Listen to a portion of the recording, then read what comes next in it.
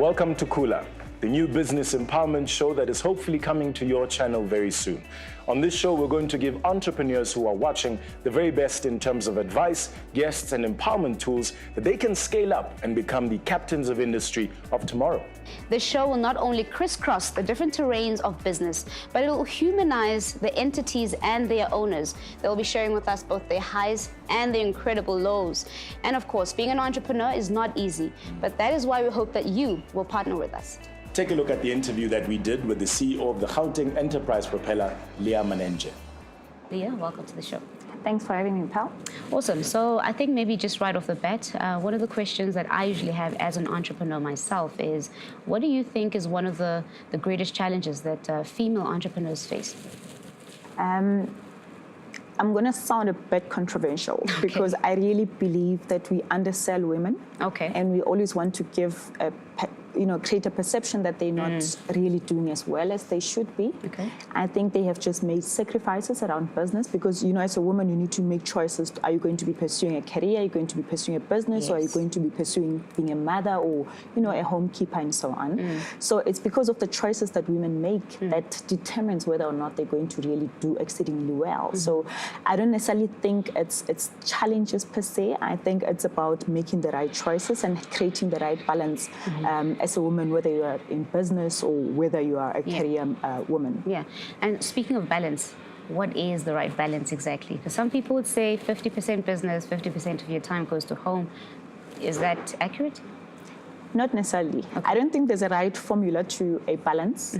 I think a balance would be an area where you are able to give sufficient time. Yeah. And sufficient is also subjective.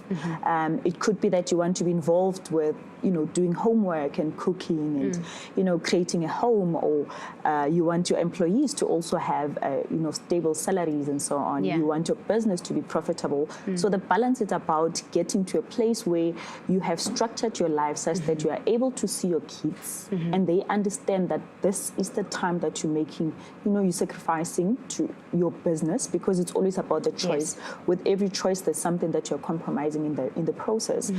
So it's spending sufficient time such that you understand what's going on with your family life, with your kids and so on, but also spending sufficient time such that the business does not suffer.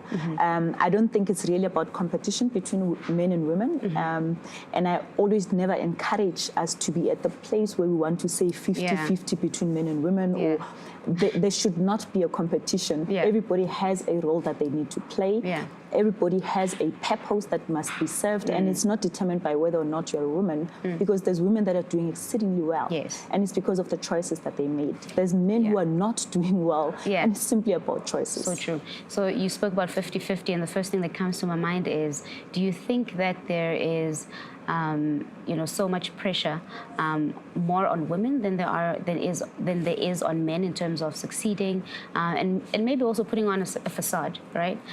Because you are in the business space as a woman, you now need to act a particular way, maybe act more masculine than you are feminine. Do you think there's more pressure in that? And I mean, what are your thoughts around that? I think perhaps at some stage, because I don't think people would speak about women being under pressure out of nowhere. I think women have come a long way to be where they are today. I think government has played a role in creating that conducive environment for women to really do well. I think society has also they now have a position around women. I mean, like you listen to how we talk about campaigns where we say, it's enough, women must be treated well. We've been having a lot of femicide now with men bashing women and so on, but women are also now doing that in retaliation. And I think it's about the strength of women that we need to focus on.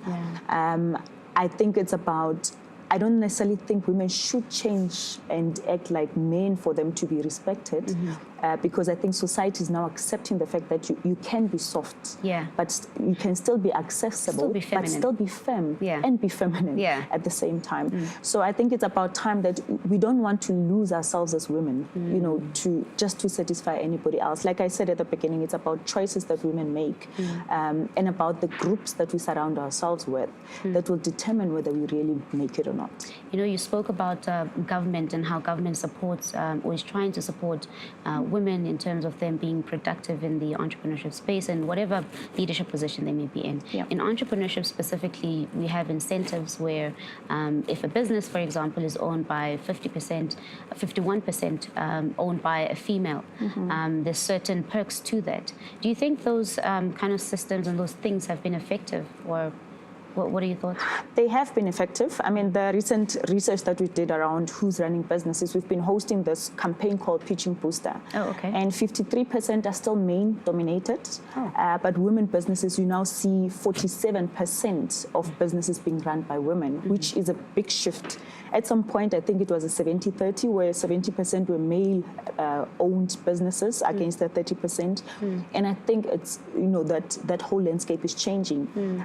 What we always encourage is for women not to allow themselves to be used as just a 50-50, just so, or 51% owner, just so some guy can get that benefit. Yeah. And usually the women are not even active. They're not even active. It's just a name that is passed on so that they can start qualifying for some of these incentives. But we are seeing it change. I mean, the level of confidence that we are seeing at these Pitching Booster campaigns, the level of businesses that are doing well, which are women-owned, it's amazing how it has transformed. And we continue to encourage women-owned businesses to get more support, such that there's designated and set aside that we just put for women-owned businesses as well as youth-owned businesses. So government continues to support women in business. Oh, that's amazing. With these Pitching Boosters, do you guys offer any kind of support, maybe training these entrepreneurs, both male and female, in pitching? Is there something that you guys do prior to the pitching or post these events? Yeah, so the Pitching Booster is a 2-day campaign. Okay. So where we spend the first day just dealing with training and elevator Pitching Booster training, as well as the business model canvas, because this is where it all starts. A lot of people come with just ideas or talents, but they don't necessarily follow a structured way of putting together a business plan. So we start with those. So they get sufficient time to rehearse, to be trained, to be criticized. So day one is always interesting because people are just panicking. They're just a wreck. But on day two, this is when they do the actual pitching, where we then select the winners. So for both male and women, we do not treat women specially, special or whatever. We just treat everybody the same. Thank you so much for joining us. Thank you, Pal. Awesome. Thank you so much to Leah Manenja, the CEO of the Gauteng Enterprise Propeller. We're going to be joined after the break by Henshad Mashiro, who is the commercial manager of the ABSA Experience, this wonderful place that we're at. And we're going to find out from him, what is this experience all about? Stay tuned.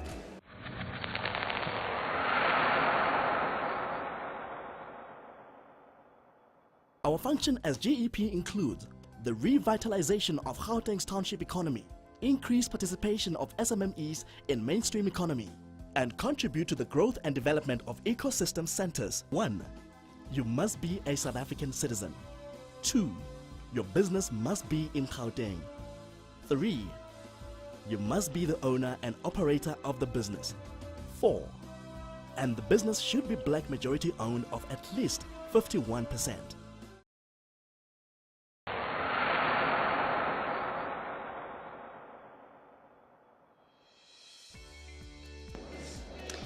Technology. Welcome back to the show. This is Khula, Grow Your Business. Join my co-host Katla Romogase as he sits down with the commercial manager of the ABSA Experience. We're joined now by Henshad Mashiro, who is the commercial manager of the ABSA Experience here in Rosebank. And we want to just find out more from him about what the experience is all about. Dumela, thank you so much. Thank you. I'm very well. Thank you so much for your time. We want to find out, what is the ABSA Experience all about? I see there's tech, there's VR, there's swipe, it has to be. Well, this is a space where we spark a conversation to create a better banking future together, and we spark this through different ways. And one of those ways is to have events that actually connect people, bring people together for them to network. And through this, we are able to actually share and spark conversations. And specific to entrepreneurs, what are you doing for startups? So we actually recently started a program. It's our Wednesday program, which we call Startup Wednesdays. We've picked up that there's a lot of entrepreneurs that actually come into our space during the course of the day, and they're asking relevant questions in terms of banking, in terms of their business, in terms of what can they do, what's the next move, And that's where we saw an opportunity for for us to give them a platform for them to start talking about their businesses, to inspire other business guys that are in the space. Because you might find two people sitting next to each other, but they don't even communicate or don't even, and that time they could actually work together to make some sort of something together, you know, and that's what we've seen, and that's why we've started this whole Startup Wednesday to inspire young entrepreneurs, startups to actually start connecting and talking more about their businesses. And what are some of the startups that you guys have seen come into the space, some of the sectors perhaps? So I must say the most common sector that we are seeing is online, social media, guys that are starting their YouTube pages, guys that are starting their online branding companies, guys that are coming in and saying, I want to do marketing in a different way. And it's all modern marketing, you know. People are carrying their office as a laptop behind their back, you know. They don't need a huge corporate office anymore to make that kind of money. And we're having people coming in with their clients and they have their meetings there. And it's quite amazing to see that they find our space that inviting, where we initially never ever actually expected the entrepreneurs to be coming in, and they're finding our environment more consuming, or they find it more relevant to what they do. And so, I mean, you're speaking about entrepreneurs meeting potential clients and funders and the like. How is that feeling when an entrepreneur comes back to you and says, you know, thank you so much. Due to being in this space, I managed to get a client, or I managed to, you know, grow my business? It's actually, it's a happy feeling, you know. It's like you're serving a purpose, you know. It's something that we have done right, you know. It's a platform that we have, you know, there's a lot of platforms that exist out there, and there's nothing more real than a platform where two people communicate and make something out of that. And it brings that happiness inside of me and saying that, yes, we are achieving something here, you know, we're testing out new things, and that's what maybe banks of the future should be doing. You know, people should be connecting with alike people and connect and make things happen for themselves. And are you seeing a sort of equal, if you will, distribution between men and women that come in terms of entrepreneurship and their startups for those talks and the like? You know, what I'm seeing is that, you know, a lot of young guys, a lot of young ladies that come in, you know, there isn't even the gender difference anymore. You know, people or ladies do what guys can do, and guys do what ladies do. You know, there's guys that are into makeup, there's ladies that are doing online platforms, coding, and it's amazing. And it's some of the topics that we discuss usually on a regular basis on Saturdays, where we also talk about youth and girls and going into digital world and, you know, taking over the world. So it's no more that gender thing is no more there. You know, it's like everybody's operating on an equal sphere. Well, thank you so much for your time, Dr. Masho, and we wish you all of the best with the Absa experience. Thank you so much. In an attempt to empower entrepreneurs, those that are young, women, and based in the townships, the Gauteng Enterprise Propeller hosted the Pitching Booster program. Take a look. My name is Lebogang Mashifane from LM Diverse, which is a visual production company that provides video and photographic services. Currently, I work alone, and I will hire a professional team for big production shoots. So our solution we offer, or the solution I offer, is to produce video and photographs of products and events and professional profile pictures for your websites and business profiles. That's in order to enhance your business and its visual prestige, and to also provide the visual evidence or archives that your event existed or your product existed. And just to make those profile pictures nice on those websites and business profiles. And our market target, or my market target, is business entities. Looking at targeting 20 to 50 business entities around Gauteng. Okay.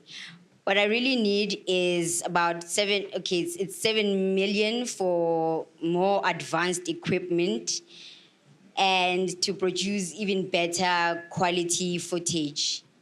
So currently, with the 40,000, what I'll do is to buy basic equipment like lighting and sound recording equipment.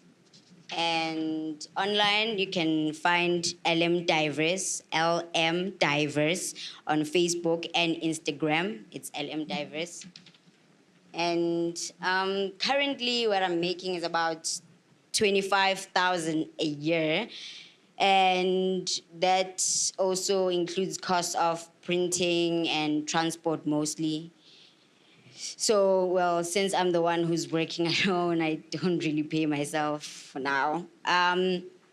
With the 7 million, I could at least make $500,000 a month. And with 40K, I can at least make 25,000 in a month.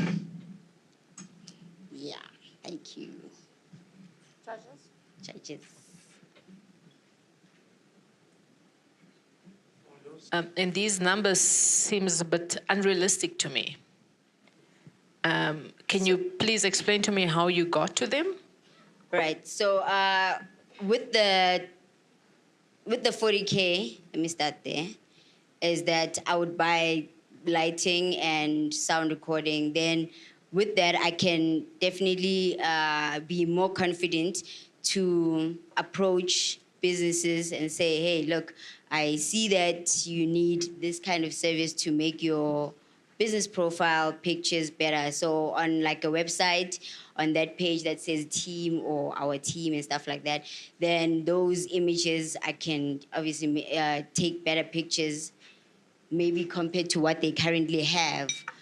And obviously by approaching a business, I'm looking at having to charge a good price compared to what I would charge maybe someone that would say, hey, look, I would love your services, but the money... How much do you think this gentleman that I hear have spent on this that they have here? Just an idea. 100K. 100K. To charge this? No. How much do they spend to buy the cameras that they have? Oh, that could be about a camera without the tripod. That could be about 50 to 250. So if it's 50 to 250 a camera and they're only using 4 cameras, why would you want to start with 7 million? I mean, here these guys providing this service. I've been with them every week after week. They've got 4 cameras, and you're saying those 4 cameras and stands could cost $1 million. Why would you want to start at 7? Including also vision mixers and having to pay a specific team. Please set yourself an affordable start business. You're already saying to me you're never going to start this business. That's what you're saying. You're setting 7 million. Who's going to give you 7 million? Okay. To go buy cameras, these gentlemen are here. They've got 4 cameras, and you're saying they're $1 million, and they've got vision mixes and everything like that. Trust me, I don't think if you add the... Okay, as usual. Well, you've heard it, both from Leah, the CEO of GEP, as well as the pictures that you just saw. Women still have a great place to take over. Thank you so much for watching. We're going to see you next week, the same time, same place, right here on Moja Love. Bye-bye.